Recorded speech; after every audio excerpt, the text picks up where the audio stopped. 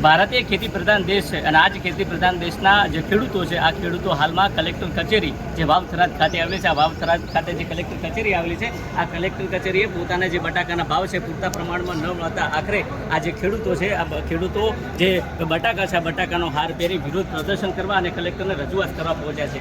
સમગ્ર વાત કરવામાં આવે તો ખેડૂત પ્રધાન દેશમાં જે ખેડૂતોની જે હાલત છે હાલત કફોડી બની છે, કારણ કે મોંઘવારીનો માર છે, ખાતર છે, બીજવારો છે, જે ખેડાઈ છે એ આસમાને પહોંચ્યા છે અને ક્યાંક ને ક્યાંક ખેડૂતે મરી પરવારી ખેતી કરી રહ્યું છે અને આ જે ખેતી થકી પોતાનું ગુજરાન ચલાવે છે. પરંતુ હાલમાં આ ડબલ એન્જિનની જે સરકાર છે આ સરકાર મોટા તાયફા કરે છે, ખેડૂતોને ડબલ ભાવ મળે છે તેવી વાતો કરે છે, પરંતુ હકીકતમાં બનાસકાંઠા જિલ્લો હોય કે વાવ-થરાદ જિલ્લો હોય અને આ જે બંને જિલ્લાના જે ખેડૂતો છે મોટા પ્રમાણમાં જે બટાકાનું ઉત્પાદન કરે છે, બટાકાનું વાવેતર કરે છે, ત્યારે જે તે સમયમાં જે કંપનીઓ છે કંપનીઓ સાથે અનેક પ્રકારના કરારો થાય છે, બાંધા ભાવોની વાત થાય છે, પરંતુ જ્યારે બટાકાનું ઉત્પાદન થાય છે ત્યારે ક્યાંક ને ક્યાંક તેમના ફોલ્ટ જોવામાં આવે છે અને આ જ ફોલ્ટ વચ્ચે તેમના જે ભાવ છે આ ભાવ પૂરતા મળતા નથી અને જેને લઈને ખેડૂત આજે નિરાશા જોવા મળી રહી છે. અને આજે કલેક્ટર કચેરી ખાતે ખેડૂતો જે બટાકાના હાર પહેરી વિરોધ પ્રદર્શન કરવા સહિત કલેક્ટરને રજૂઆત કરવા પહોંચ્યો હતો અને કલેક્ટરને રજૂઆત કરતાં કહ્યું હતું કે આ ખેતી પ્રધાન દેશમાં જે ખેડૂતોની જે હાલત છે કફોડી બની રહી છે અને આવનારું જે ભવિષ્ય છે એ ખેડૂતોનું મરી પરવારી રહ્યું છે.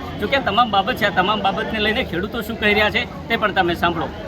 શું કહેશો આજે આ બટાકાનો હાર પહેરી કલેક્ટર કચેરી પહોંચ્યા છે? અમે કલેક્ટર ઓફિસે એટલા માટે આવ્યા હતા કે અમારા વિસ્તારમાં ઘણી બધી કંપનીઓ બટાકા વવરાઈ દીધા, ખેડૂતોને 1650 રૂપિયે એક કટો વવરાઈ દીધો અને કે એમને 260-70 રૂપિયા ભાવ ફિક્સ કરી દીધો.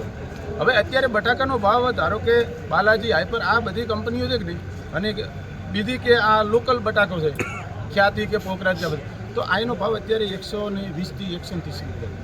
હવે તમે તમારા મનથી વિચાર કરો કે 1650 રૂપિયા આવેલો કટો અત્યારે 7 કટા થાય એક કટા, તો હવે 7 કટાના પૈસા આવે 32-33 રૂપિયા, એટલાય નથી આવતા. પણ કદાચ કોને 300 રૂપિયા એક કટાના આવે, તો હવે 300 આવે એટલે 7 કટા થાય, એકનો ઉતારો તો 2100 રૂપિયા થાય. હવે 1650 લઈ લીધા તો ખેડૂતને ખાતર નહીં જોયું હોય, પાણી નહીં જોયું હોય, ખેડ બિયારણ આ બધું. તો હું સરકારને એટલા માટે અહીંયા કલેક્ટર સાહેબની રજૂઆત કરવા આવ્યો હતો કે આ ભ્રષ્ટ સરકાર જે કોન્ટ્રાક્ટરોની સરકાર છે, ખેડૂતો સિવાય આ ગુજરાતમાં આ દેશમાં ચાલવાનું નથી. 70% ખેતી પ્રધાન દેશ છે, તો આ સરકાર આ ખેડૂતો વિશે કંઈક વિચારે અને એના મળતી આજે કોન્ટ્રાક્ટરો ધારો કે અત્યારે બટાકાના કોલેસ્ટરવાળાને છે એ સરકાર ભરાઈ દે અને પછી એ કોલેસ્ટરવાળાનો ભાવ આપે.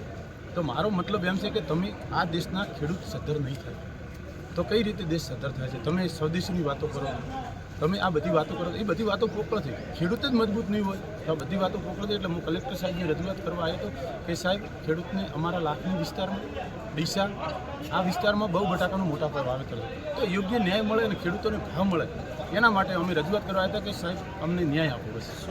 મારું નામ જયેશભાઈ કરમટાર, ગુજરાત પ્રદેશ યુથ કોંગ્રેસ મહામંત્રી. આ ખેતી પ્રધાન દેશમાં ખેડૂતોને પૂરતા પ્રમાણમાં ભાવ નથી મળતો, શું કહેશો? ત્યારે આમ તો ડીસા બટાકા નગરી તરીકે ઓળખાય છે, આજુબાજુ થરાદ સુધી બટાકાનું વાવેતર થાય છે. ત્યારે 8થી 10 કંપનીઓએ અહીંયા બટાકાનું વાવેતર કરાયું, બિયારણ આપ્યું અને ખેડૂતોની સાથે કરાર કર્યો, મિટિંગો કરી અને જાહેરમાં એ લોકોએ 270 રૂપિયા અને 60 રૂપિયાનો ભાવ બાંધીને નક્કી કર્યું.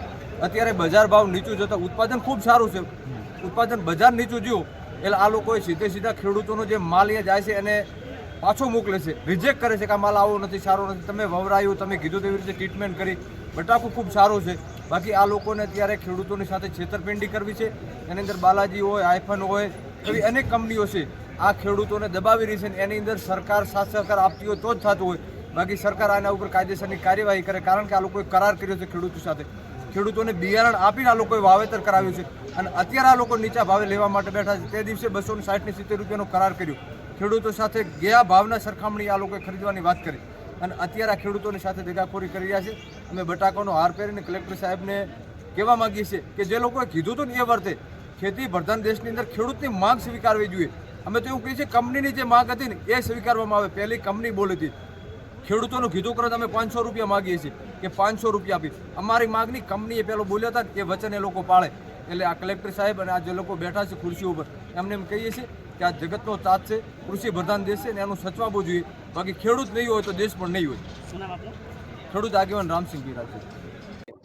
શું કહેશો આજે કલેક્ટર કચેરીએ રજૂઆત કરવા પહોંચ્યા છો, કયા પ્રકારની? આજે અમે વાવ, થરાદ, લાખણી તાલુકાના ખેડૂતો બધા સાથે મળી પાલભાઈ આંબલિયાની આગેવાનીમાં અમો કલેક્ટર સાહેબને રજૂઆત કરવા આવેલા, પણ કલેક્ટર સાહેબ તો હાજર હતા નહીં. અધિક કલેક્ટર સાહેબ હતા આરસી તેમના હાથ નીચે હોય, પણ તેઓએ ઉદ્ધત જવાબ આપેલો ખેડૂત આગેવાનોને.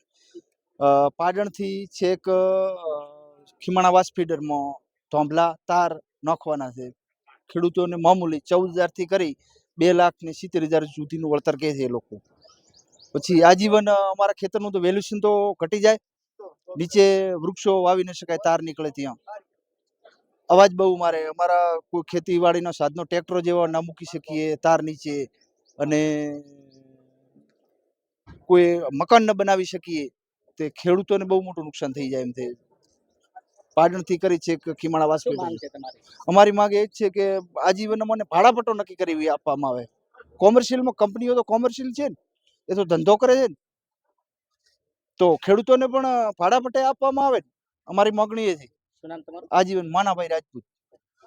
તમે જો તે પ્રકારે ખેડૂતોનું કહેવું છે કે જ્યારે બટાકાનું વાવેતર કર્યું હતું, જ્યારે તે કંપનીઓ દ્વારા કરારો કરવામાં આવ્યા હતા, ભાવ નક્કી કરવામાં આવ્યા હતા, પરંતુ જ્યારે બટાકાનું મોટા પ્રમાણમાં ઉત્પાદન થયું ત્યારે આ જે કંપનીઓ છે, કંપનીઓ તેમને પૂરતા ભાવ અને જે બાંધેલા ભાવ છે તે આપવા તૈયાર નથી. જો કે આ ખેડૂતો છે, આ ખેડૂતોની હાલત કફોડી છે, કારણ કે આ ડબલ એન્જિનની સરકાર વાતો કરે છે, અને બીજી બાજુ જે બનાસકાંઠા હોય કે વાવથરા જિલ્લો હોય, આ બંને જિલ્લાઓમાં બટાકાનું વાવેતર મોટા પ્રમાણમાં થાય છે અને મોટા પ્રમાણમાં ઉત્પાદન થાય છે, પરંતુ ક્યાંક ને ક્યાંક ખેડૂતોને જે મજૂરી છે, મજૂરી ન મળતા આખરે આ ખેડૂતોની હાલત કફોડી બની છે. જોઈએ આવનાર સમયમાં આ રાજ્યની સરકાર, ગરીબોની સરકાર, ખેડૂતોની સરકાર કહે છે, જોઈએ આ ખેડૂતોને કેવા પ્રકારના ભાવમાં સહયોગી થાય છે તે તો આવનારો સમય બતાવશે.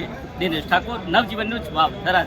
વૈષ્ણવજન તો તેને કહીએ જે પીડ પરાઈ જાના.